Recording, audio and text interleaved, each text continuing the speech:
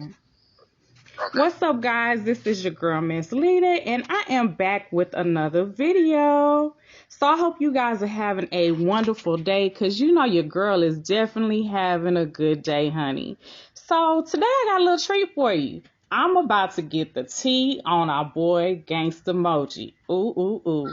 He about to be exposed, boo. So I hope y'all ready, because I have none other than his son, Mr. Reggie, on the line, who is going to spill the tea on his daddy.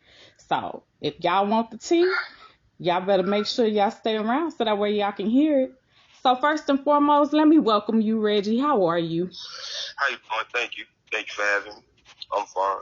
That's good. You are more than welcome. You can come anytime.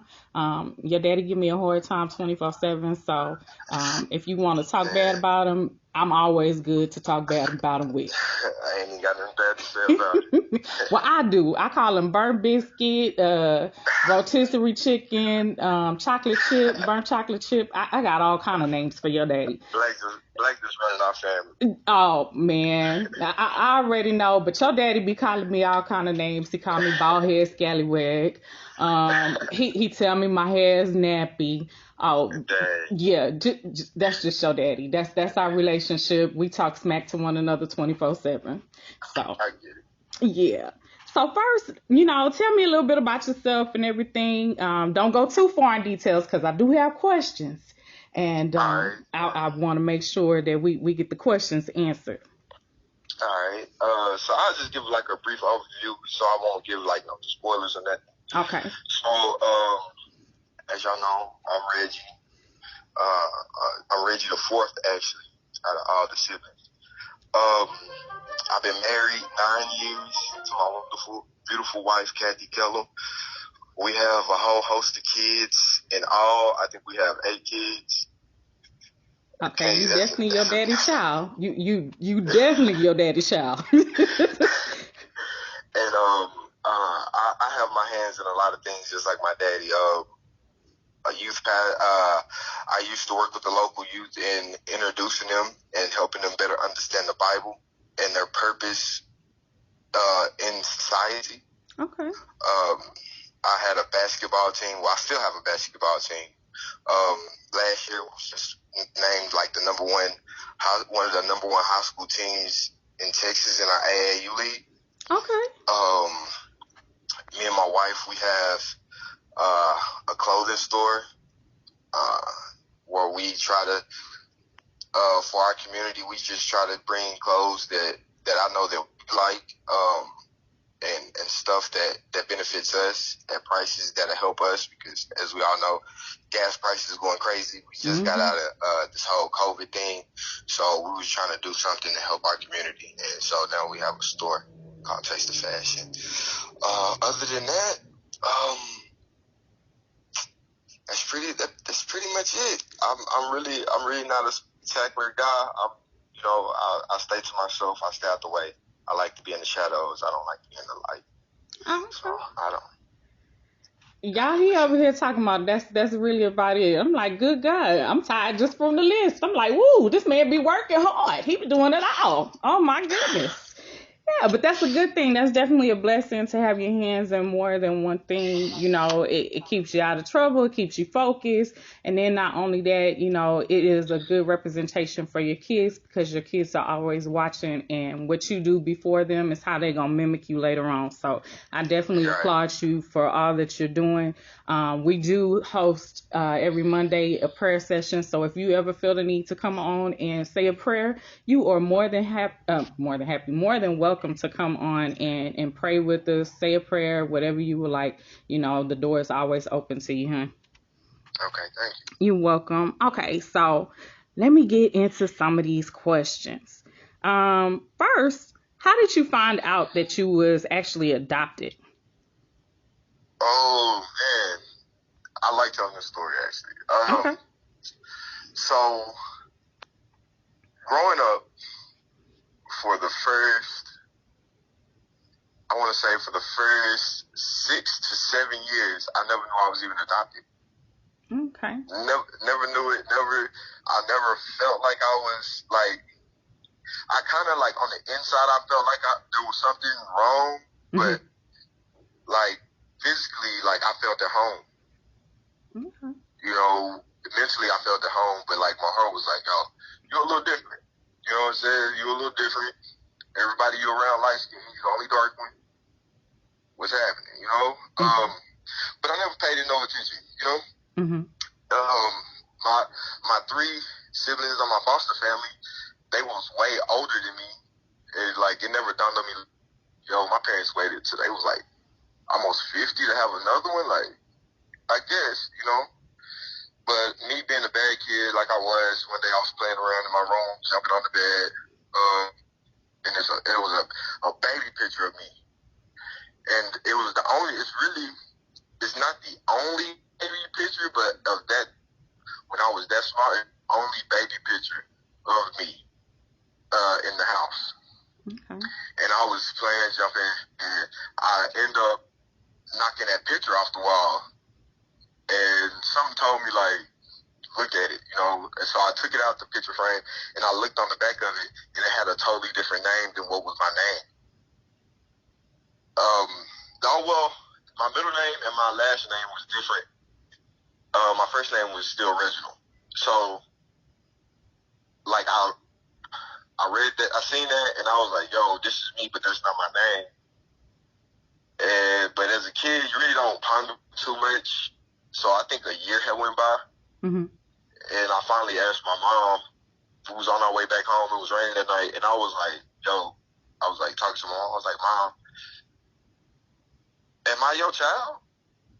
And she was like, excuse me? And I was like, am I your child? And this is the first time she told me. She was like, Reg, you are my chosen child.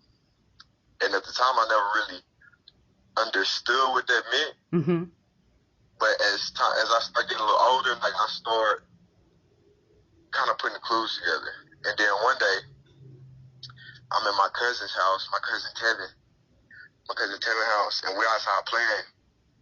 And he get mad at me for some reason. I don't even remember what we was doing, but he got mad at me for some reason. And he was like, yo, you're not even my cousin.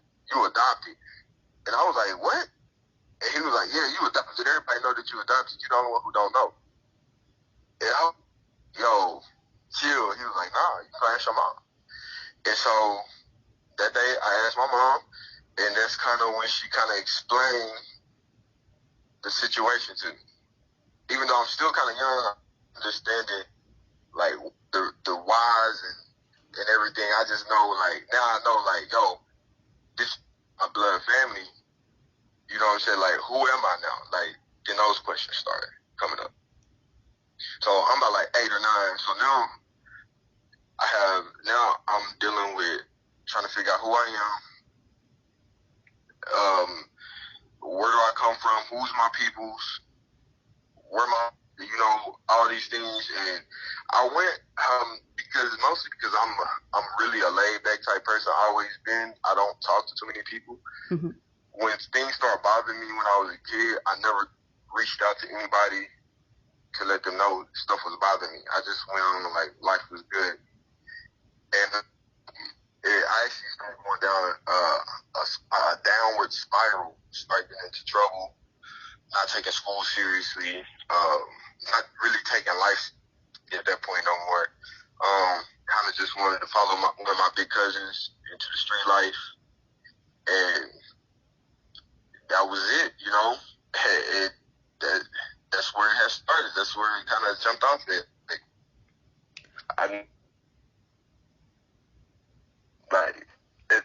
I would lay awake at night wondering, like, you know, who my folks is or whatever, but it hurt so bad. Like, for some reason, I don't even know I was hurt. Like, I do now, but then I don't even, like I was. So, like, go ahead. So let me ask you, do you feel like you became rebellious because of the fact that you had learned that you were adopted? Exactly. Okay. Exactly. Like, my life was going, like, I feel like my life was going good. And then my cousin dropped the bomb. And then to find out it was true. And, like, you know, everybody around me was like, yo, it's cool, it's fine. But like something inside of me was like, nah, this not fine. Like, put on a smile, be fine, but you're not fine on the inside. Mm-hmm. And so, like, I guess that was just me reacting to that feeling of feeling, because I started feeling like I wasn't wanted. Mm-hmm. Like, I don't know, like, it was just like, dang, how could they give me up? Mm-hmm. You know, as a kid, how could you give me up? Like, because in my mind, like, always in my mind, I'm a superstar. Like, I just try to stay as humble as I can.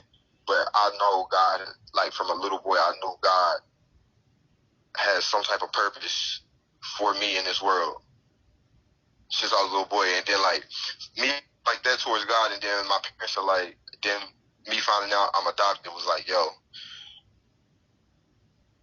that hurts. Yeah. Okay.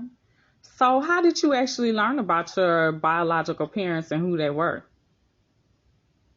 Man, so in order for me to get you there, I have to get you back. Okay. All right. So let's go back to like 2007. I'm freshman in high school at that time. At this time, I had a best friend. He's still my best friend to this day. His name is Jonathan Bailey.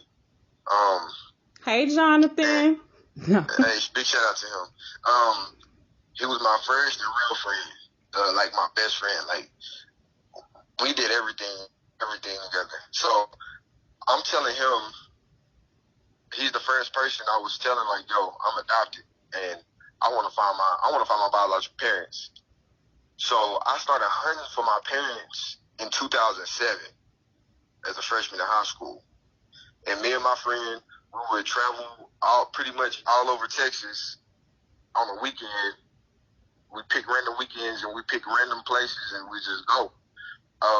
Because I would do, like, back then it was like early days, the ending of MySpace and the creation of Facebook. So everybody was on something at that time. Mm-hmm. So I'm looking up everybody who had the last name Clark, because that was the only thing that was on the back of the picture. Because when I read the back of the picture of my baby picture, it said Reginald Devon Clark. My name right now is Reginald Lavelle Ross. Okay. So I started looking up everybody who had last name Clark, asking people on the internet, like, yo, did you have a son that went to CPS? Did you have a brother? This and that. Some people would say, yeah, you know, and then we go to them and we'll sit down with them, talk to these people for hours, and just to come to find out that, you know, these ain't even my people. Mm-hmm. You know, we've been all in Oklahoma looking at everything just to spend time with people, you know, hear their stories, their sad stories, to find out that this ain't got nothing to do with me. Like, I'm not even the one. So I searched like 2 years straight, 2007 to like maybe 2009. I searched for them. After that, it just got worse. My feelings was still getting hurt because I was like, yo, I don't know if they're alive, dead, whatever the case may be. Mm-hmm. So now I have pent up anger because now that they're alive, I don't have nothing good to say. You know, because all this time has passed. Nobody's ever reached out to me, and here I am, right? So I just let it go. You know, I finished high school. Now I'm in college, and I have the urge to look again. I started looking, but it was a lackluster effort of looking. I was looking, but I wasn't really putting in time and effort. And I was just looking at the world, pretty much, you know. And at that time, I wasn't even looking for my dad. Because I was like, tell you the truth, I was like, forget him. Like, I don't even want nothing to do with him. Get him. He didn't want nothing to do with me. I don't want nothing to do with him. Forget him. Let me find my mom. You know what I'm saying? Let me is or whatever the case. So I really just started looking for my mom. Couldn't find her, so I just gave up again. I ended up going to jail, and so I kind of just gave up. All right, I get out of jail. I'm back on my feet. I'm trying to get my life back together. I meet my wife, and a couple of years after meeting my wife, she was doing some family tree things, family research in her family for something at that time. I don't even remember what it was. And her nephew, he comes over to the house. And he's showing me, they're talking about this app or whatever. He's like, you just type in the oldest family member that you know, and it'll give you your whole family tree, blase this, blase that. And I'm listening. I'm like, yo, that's kind of dope, you know? Mm-hmm. And I'm like, yo, do you think it'll work for somebody like me? Like, if I don't know my people's name, like, what if I put my name in there? What would it do? He was like, yeah, it'll pull up your whole biological family tree. We'll do this, we'll do that. And I was like, all right, cool. So I put in my name and my birthday. And the crazy thing is, it pulled up my oldest brother. But at the time, I didn't know that. So as I'm reading it, it's saying that this is me, and I died when I was 13. Oh, wow. Yeah, so I'm like, yo, this has got to be this got to be a mistake. Now, mentally, I'm freaked out because, like, now I'm like, was I taken from the hospital? Like, what's going on? So now I'm on the phone with my mom, like, yo, I just looked this up. They said I died at 13. Like, what's up with that? She was like, I don't even know, son. Like, I don't know. But, so that same day, I go back to the house, and my mom sets a box of foster papers in front of me, and it's all the court documents, all the CPS documents, everything that she could get and keep, it was in a box. And so I read it, and so then as I'm reading the CPS papers, I come across my brothers and my sister on my mom's side, because they was listed in the report. Okay. And so, but I really wasn't into reaching out to them. Mm-hmm. So then I started looking up my mom. Her last name wasn't, for some reason, her last name wasn't on there, because for one, she wasn't showing up to the court dates or whatever. But, so I started looking up Wanda Clark, thinking Clark was my mom's last name. So I'm looking up all these Wanda Clarks that day, and I'm hitting up all these Wanda Clarks, and they're telling me, like, nah. And some wasn't even replying back, or whatever the case may be. And my mom, she calls me. She's like, what are you doing? I'm like, I'm looking for my people. And she was like, well, who are you looking for? I'm like, I'm looking for my biological mom. And she asked me what name was I using. I was like, I'm using Wanda Clark. She was like, no. Wanda's last name wasn't Clark. It was Jones. And I'm like, yo, thank you so much. So now I'm on Facebook, and I'm typing in Wanda Jones. I'm going through a whole list. There's about 100,000 Wanda Joneses in the world. And I'm just going down the list, spamming they DMs, like, yo, did you have a son that went missing tonight, went to CPS in 93, this and that, and the third. And as I'm going through, I click on Wanda Jones, my biological mom, and then I start seeing the names of my brothers and sisters that was in the CPS paper. And show a picture of this lady to my wife, and she was like, yo, that's your biological mom. And then I started showing her pictures of this lady kids and everything, and she was like, yo, that tall one right there and that short one, y'all look just alike. So I start hitting up my oldest brother on my biological mom's side. I start hitting him up. His name is Brad Jones. I start calling him. He don't pick up the phone. I call my biological sister, Princess. She don't pick up the phone. I call one of my little brothers on my biological mom's side, Jeffrey. I call him. He picks up the phone instantly. Like, the phone didn't even ring. He picked it up, and he was like, is this Reggie? I was like, yeah, how you know? He was like, I'm over here with the Brad right now. His phone was going dead, but he seen, Mama's telling us that you've been reaching out to her, and he think that was you that called him, but his phone service and all this.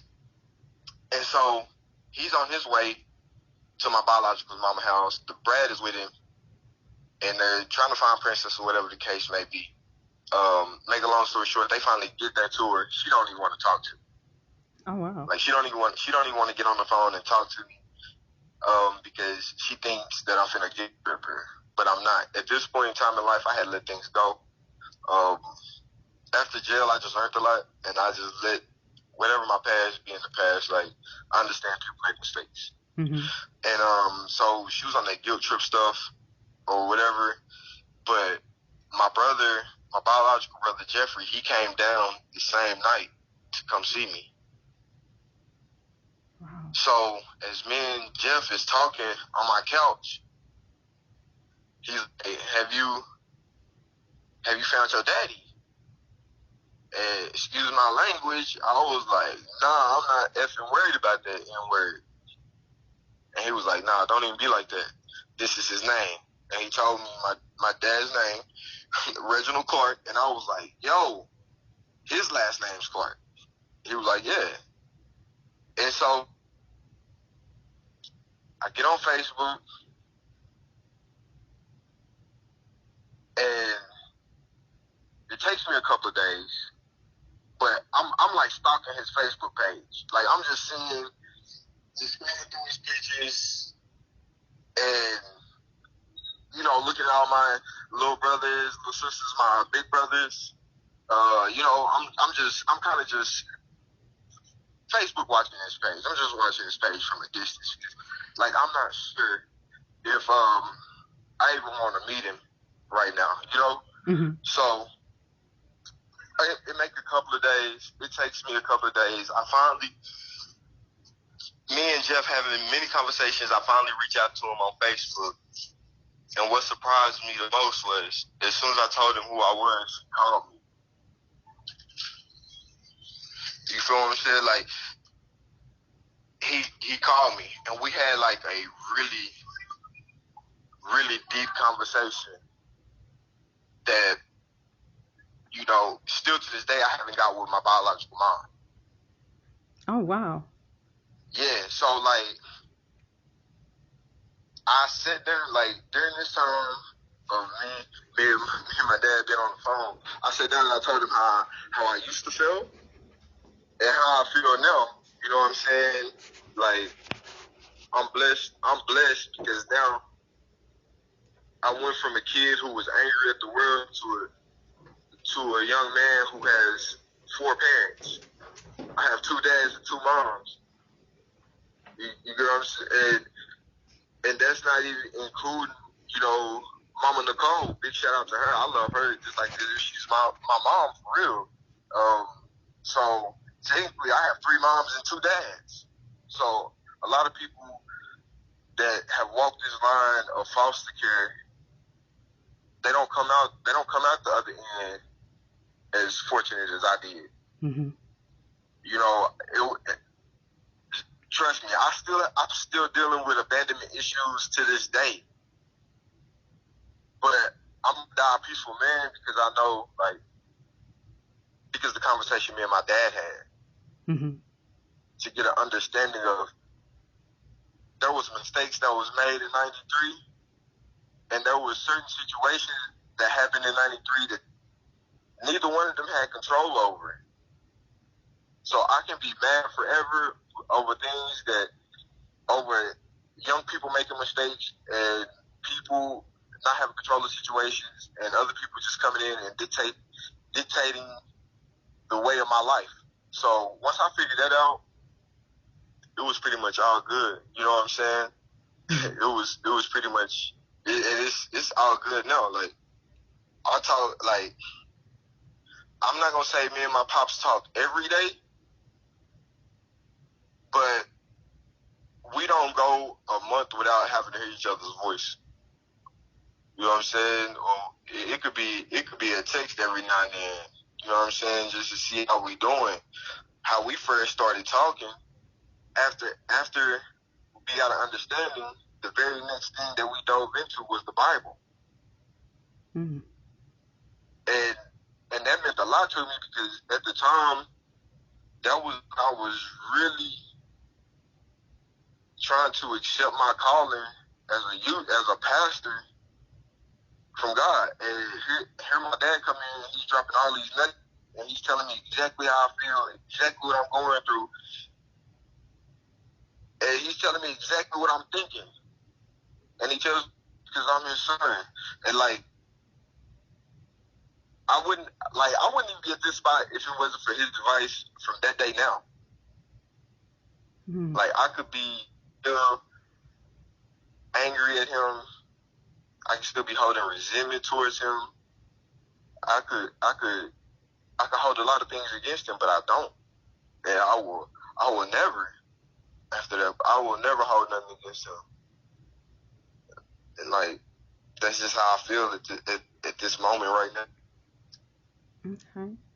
Now, if you would have asked me 10, 15 years ago, I would have told you I'm ready to fight him.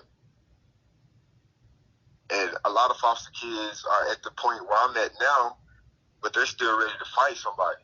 Mm-hmm. They ready to hurt somebody. They mad at the world. They don't let people in. They close their heart off. And I get it. Look that long, I closed my heart off for a long time.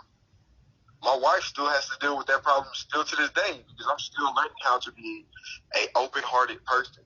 Mm-hmm. Being vulnerable, because being in the foster care, like that's the number one feeling that you have. You're so vulnerable. You have no control over nothing. You don't you're just vulnerable, bro. You're just there. You just wake up, go to sleep. You just there. Like you don't really know. And so, so all the foster kids out there, man, don't let your vulnerability be the thing that destroys you in the long run. So let me ask you this. Do you think things would have been different if you would have found out early on that you were adopted? Or do you just think the magnitude in which it was told to you just made you become extremely rebellious and act out and lash out? Well, having conversations with my pops, I feel like I had to walk this line. God planned everything out according to his will, and I had to be the one. I had to be the one to walk this line. Because my daddy was a young man when all this was happening. And he, from my perspective, on the outside looking in, from what he told me, he wasn't living the best life. Mm-hmm. Right? Mm-hmm. So, what if I did go with him? Like, and these are the things that me and him talked about. What if I did stay with him? Maybe I wouldn't have been a youth pastor today. Maybe I wouldn't have met my wife. Maybe I'd still be locked up. Maybe I still would be mad at the world for a totally another reason. Well, I really can't say. But I can say back then I was mad because I was hurt of how I found out. Mm-hmm. And then the feeling of not being wanted by my biological parents. Like, why did it take my foster parents to love me when I already had parents over here that had the chance and opportunity to love me? Definitely. And that's where the rebellion came out in. Like, why should I care about anybody else? And it really wasn't even really anything to do with my dad. It was mostly my mom. Like, my thinking was growing up, and if my best friend was here, he'd tell you, my saying was, if my mom don't care about me, why should I give a F? And that was my motto growing. Like, I don't care. I really don't care. Like, I didn't care back then. I was that dude that was going in the high schools selling your son or your daughter drugs, giving them cigarettes. If I was in school right now, I would be the dude in the bathroom vaping and selling the vape pens. That was me at that time. I didn't care.